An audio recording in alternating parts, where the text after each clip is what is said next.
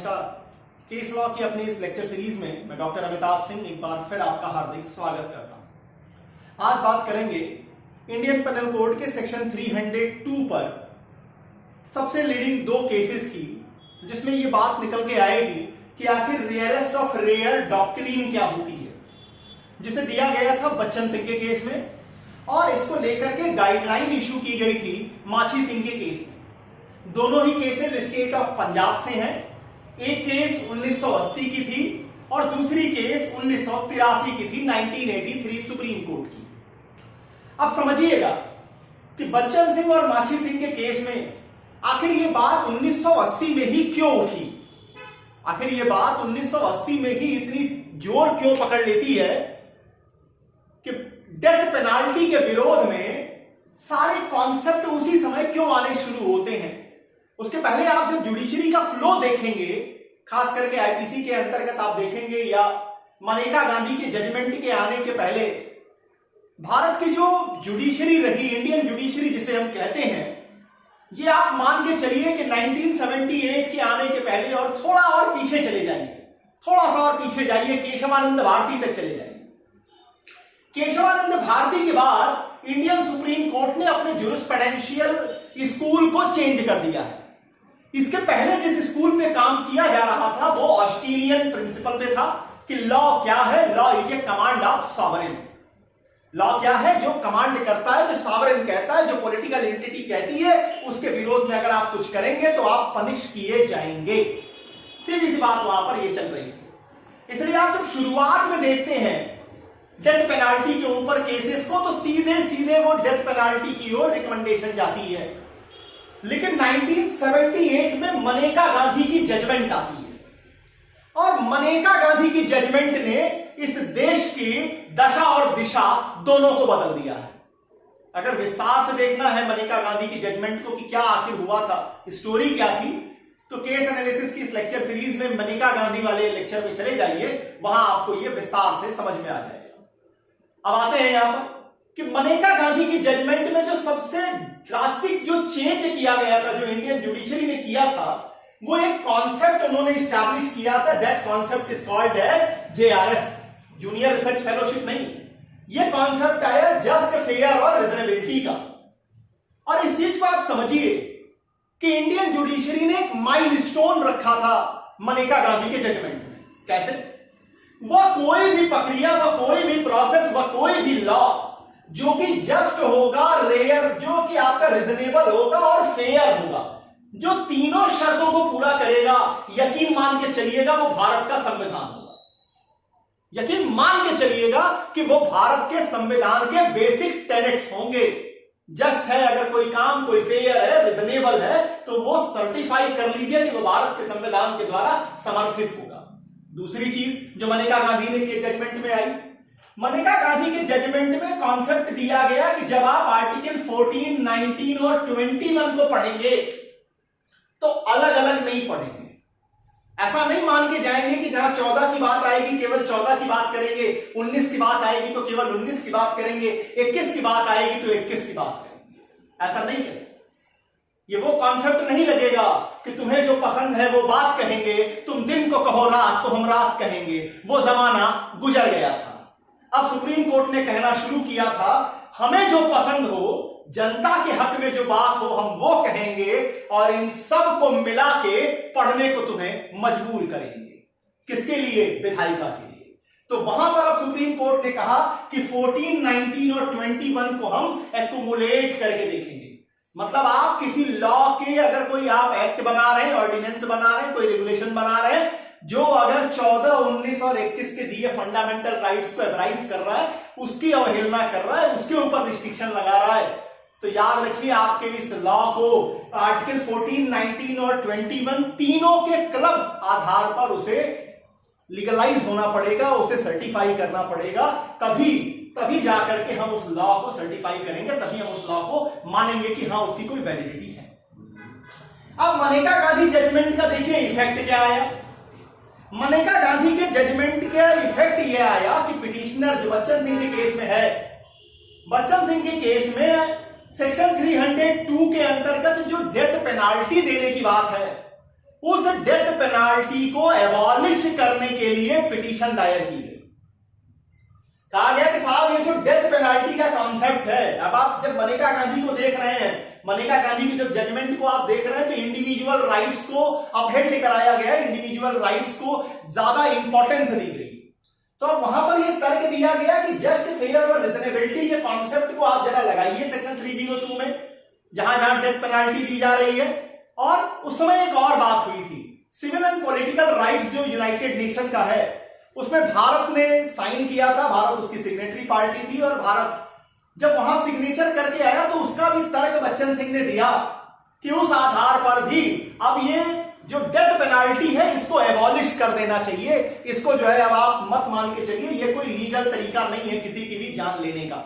मतलब ये जो आप तरीका इस्तेमाल कर रहे हैं डेथ पेनाल्टी देकर के या कैपिटल पनिशमेंट करने का, ये कैपिटल पनिशमेंट एबॉलिश किया जाना चाहिए, ह्यूमन राइट्स की दुकानों का ये कहना है। अब आइए जी, वह क्यों बार बार ह्यूमन राइट्स की बात करते हैं, ह्यूमन राइट्स की दुकान वर्ड यूज करता हूं, इसका कारण है कि हमारे देश में हमने हमेशा एक्यूज के ह्यूमन राइट की बात की है।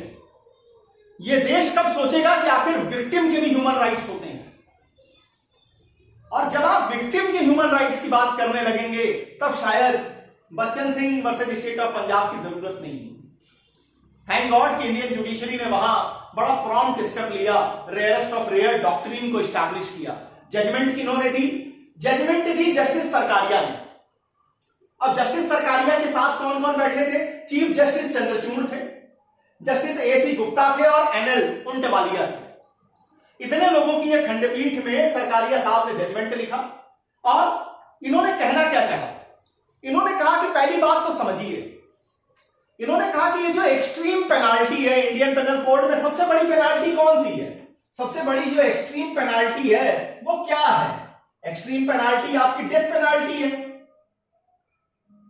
अब ये क्या है? डेथ पेनाल्टी जो है इसे हर केस में नहीं दिया जाना है, ये आप समझ के चलिए कि इसे सिर्फ हम किस केस में देंगे? इसे हम gravest case of extreme culpability में ही दी जानी चाहिए।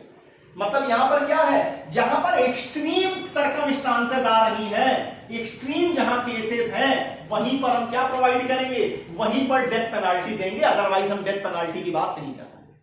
नंबर सेकंड जो पॉइंट इन्होंने लिखा, इन्होंने कहा कि जब सेंटेंस किया जाएगा, जब भी आप एक्यूज को सेंटेंस दे रहे हैं उस समय nature and magnitude of offence के साथ साथ सर्कमस्टांसेस ऑफ ऑफेंस पर भी ध्यान दीजिए और साथ में क्रिमिनल जो एक्यूज है उसकी कंडीशंस को भी ध्यान रखिए। उसके पहले तक क्या देखते थे? बच्चन सिंह के जजमेंट आने के पहले तक इंडियन जुडिशरी का पूरा फोकस जो होता था वो nature and magnitude of offence के ऊपर रहता था। अपराध किस लेवल का किया गया, कौन सा अपराध किया गया, उसका क्या इफेक्ट है, यहीं पर जाकर के सेंटेंस की चीजें की जाती थी, सेंटेंस प्रोविजन बनाए जाते थे और दिए जाते थे। लेकिन यहां बच्चन सिंह के केस में यह जजमेंट दी गई कि जब आप देखें कि कितनी सेंटेंस देनी है, क्योंकि सेशन ट्रायल जब आप देखते हैं सेक्शन 225 से लेकर 237 में, जब आप कन्विक्ट कर देते हैं किसी पर्सन को तो वहां बेयर में भी लिखा हुआ है, 235 क्लॉज 2 में जाएंगे तो वहां यह लिखा हुआ है कि आप सेंटेंस देने के पहले एक बार फिर से क्या करेंगे? एक्यूज को सुनेंगे।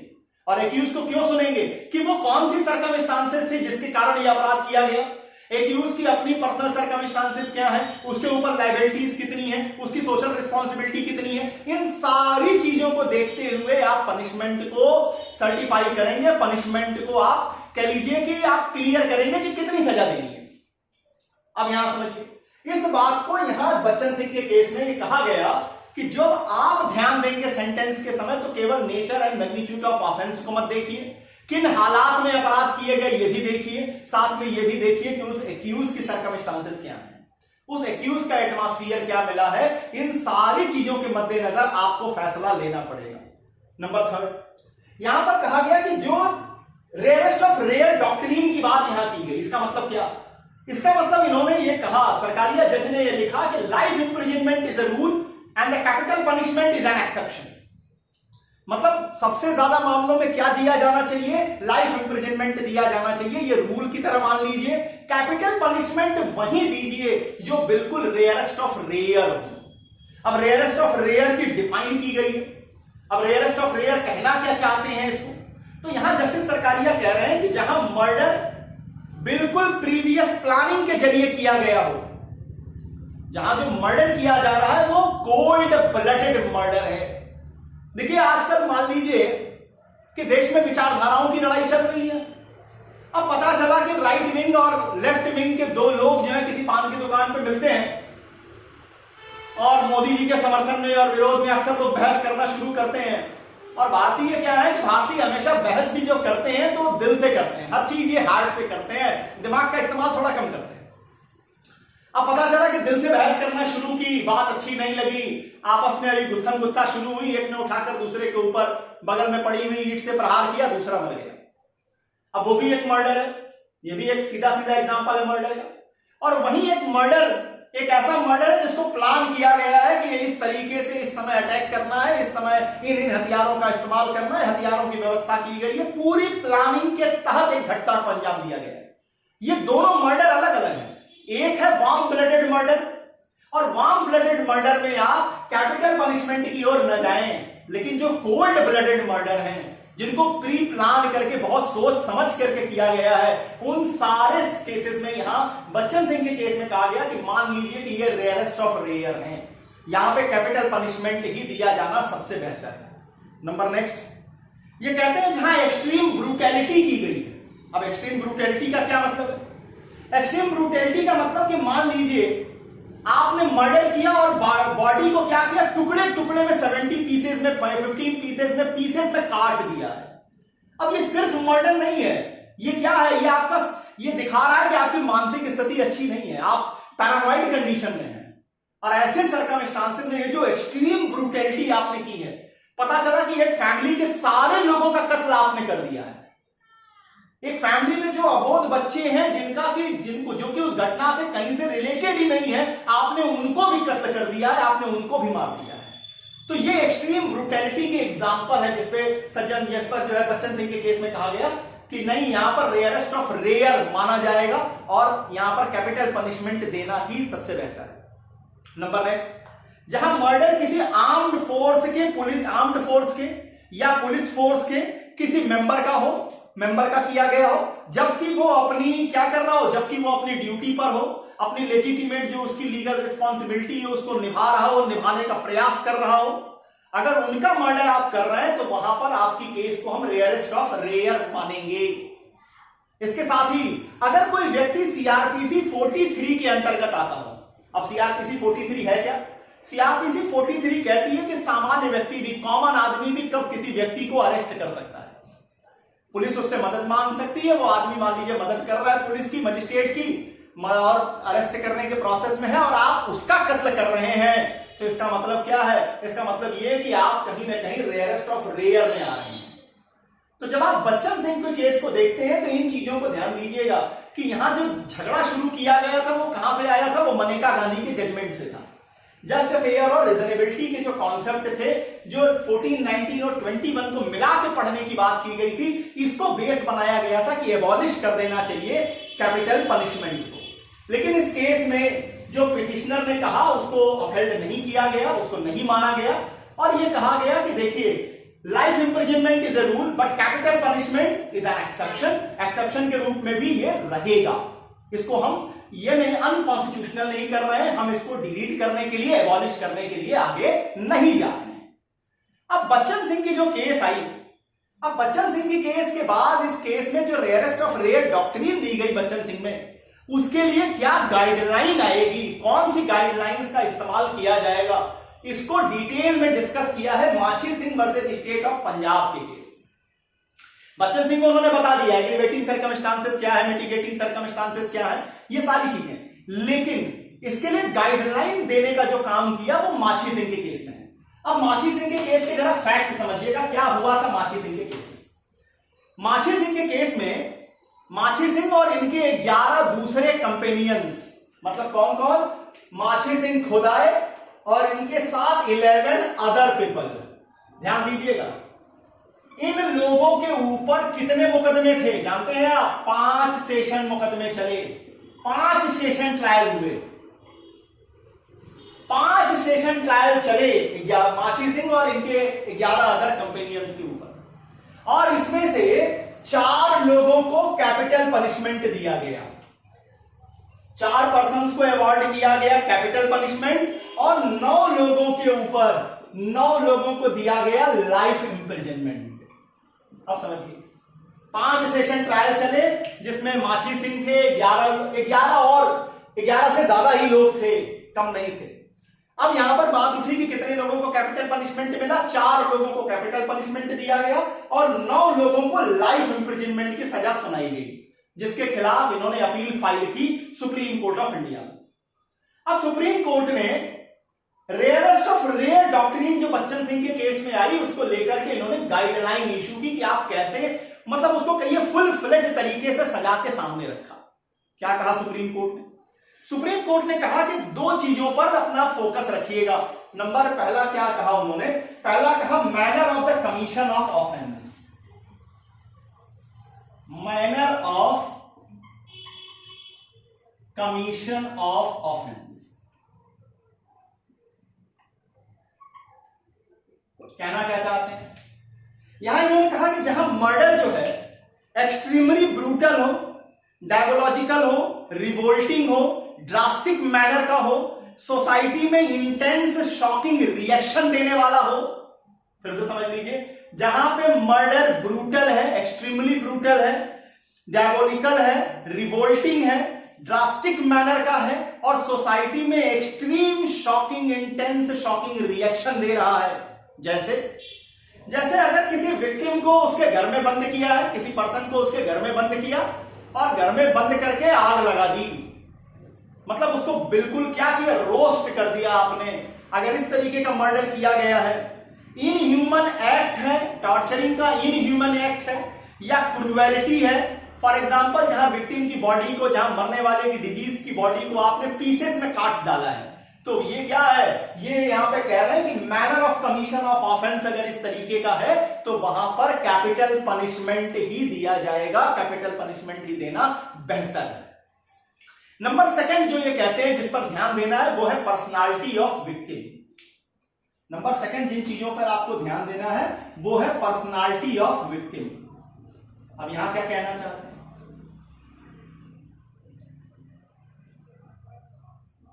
देखिए, जहां पर जिसकी हत्या की गई है वो इनोसेंट चाइल्ड है या हेल्पलेस वुमेन है, एल्डरली पर्सन है, कोई ऐसा व्यक्ति है, किसी ऐसे व्यक्ति के साथ ये अपराध किया गया है और जो अपराधी के ऊपर विश्वास करता है, ट्रस्टफुल रखता है, ट्रस्ट रखता है, ट्रस्टेड है। जहां अपराधी ट्रस्ट, मतलब कह लीजिए कि घर का नौकर है, घर का ड्राइवर है, ऐसे रिश्ते में है जो कि जिसके ऊपर वो व्यक्ति जो मरने वाला है वो भरोसा कर रहा था और करने वाले ने, अपराध करने वाले ने क्या किया, उस भरोसे को भी तोड़ा है।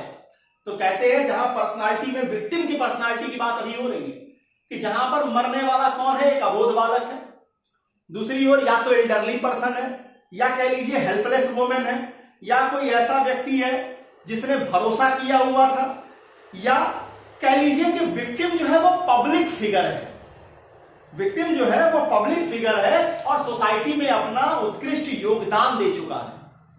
अगर ये लोग विक्टिम की कैटेगरी में आ गए हैं तो वहां पर वो जो मर्डर किया जाएगा उसमें आप जो पनिशमेंट लिखेंगे वो कौन सी लिखेंगे, उसमें पनिशमेंट ज्यादातर कैपिटल पनिशमेंट दी जाएगी।